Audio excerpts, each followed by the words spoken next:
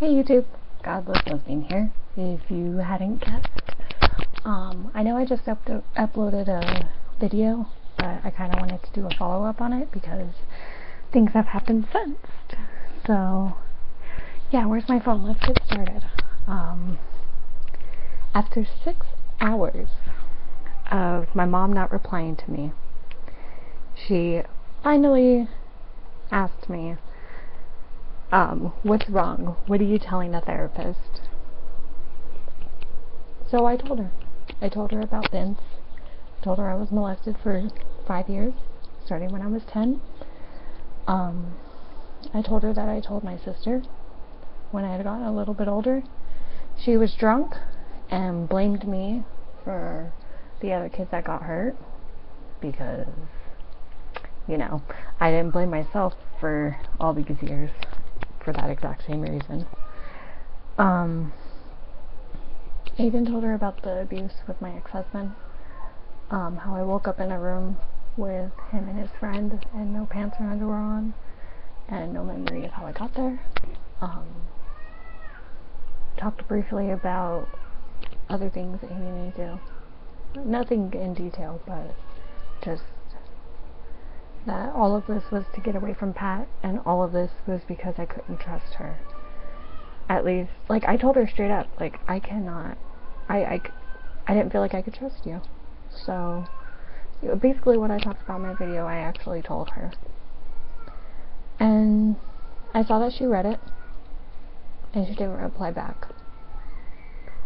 But in the middle of the night, I saw more passive-aggressive stuff on Facebook, because that's how my family does it. That's how I found out my grandpa died. That's how I found out my grandma died. That's how I found out my brother was hit by a car. Yeah, if it wasn't for Facebook, I wouldn't know shit. Okay, so one thing my mom posted was, I regret nothing in my life. Even if my past was full of hurt, I still look back and smile because it's made me who I am today. Okay, yeah, that's nice. Whatever. But I'm trying to move on, so I have to acknowledge that things happened. I can't just drink myself into a stupor or get high to the point where I don't remember. So, whatever. Then, my sister posts on my mom's wall, some people need to create drama in their lives when they are bored. And she put the caption, LOL. My mom replied back, so sad. Like someone said, the only memories they will have when it's too late is of talks with a therapist. So, unless it's just a major coincidence, I'm pretty sure those were directed at me. So, I unfriended both of them and blocked both of them because fuck that, I'm not going to need to deal with that shit. So, today I actually feel better. Like, I feel like I've lost 300 pounds, which would make me very negative, but you know what I mean. You know what I'm getting at. It's kind of given me more of a drive for recovery again, because I've been really slacking on it. So I'm happy about that. Still going to keep up with the vegan lifestyle because that seems to help me the most. Not just like diet wise, but I feel less guilty when I don't eat animals. And so, yeah, I'm just going to keep up with that, keep working. Just try not to binge and purge, basically. Write out my feelings, see my therapist sooner than later. Have crisis hotlines at hand. I'm going to go see a different counselor because that one I can actually see hopefully more often than just once every month and a half or 2 months. So, yeah. I pretty much no longer have a family. Even less of one than I already did when I came out of the closet as a lesbian. So, now there is no one. which is really fucked up.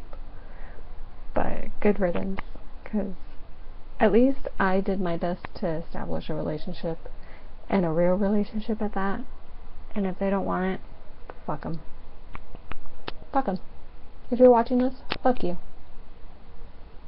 I tried. And at least I can walk away with weight lifted off of my shoulders. You know, I held on to this for so long because I was worried about how other people would feel about it. How it would hurt them. But it just ended up hurting me. So, I'm sorry. My recovery is more important than your feelings. Certain actions that you took led me to getting hurt. I'm not saying they are your fault. They are the abuser's fault. But there are certain things that could have prevented this. Like my mother being a decent person. Which she wasn't. And still isn't. So, that's what I'm dealing with. And I think I'm going to sleep better tonight than I did last night. Because at least I can't look at the stupid bullshit that they're posting about me on Facebook. Which I'm sure they are. Because they act like immature freaking 5-year-olds. And the memes that they post aren't even spelled correctly. So, yeah. I'm the first one to graduate college. I'm the first one to get out of my teens without a fucking kid. Let alone my 20s without a fucking kid. So, I at least have a decent head on my shoulders. Yes, I'm still mentally fucked up. But who wouldn't be after all that shit? I am trying not to drown my emotions in alcohol or weed. You know, yeah, I'm drowning it with food and throwing up and other that stuff. But it still requires me to feel. And there's something in my brain that processes the memories different than they would. And she talks constantly about traumatic brain injury on her Facebook and how it's a disease that nobody can see and blah blah blah blah blah, but she's never once bothered to take a look at PTSD. So I did everything I could, and I could walk away knowing I did everything I could. And yeah, I could blow smoke up her ass and be a completely fake person and maybe get a paycheck at the end when she dies, but I can't do that. It's too exhausting. I would rather just have people in my life that are fucking real and that I can actually trust. So, yeah, that's my new video. Take it or leave it. I know it's not really atheist or vegan or lesbian related, but it's my life and I feel like sharing it. So, yeah, thank you for listening, and if you're watching this, I love you and bye. Except you. Except family, I don't love you. You can go fuck yourself.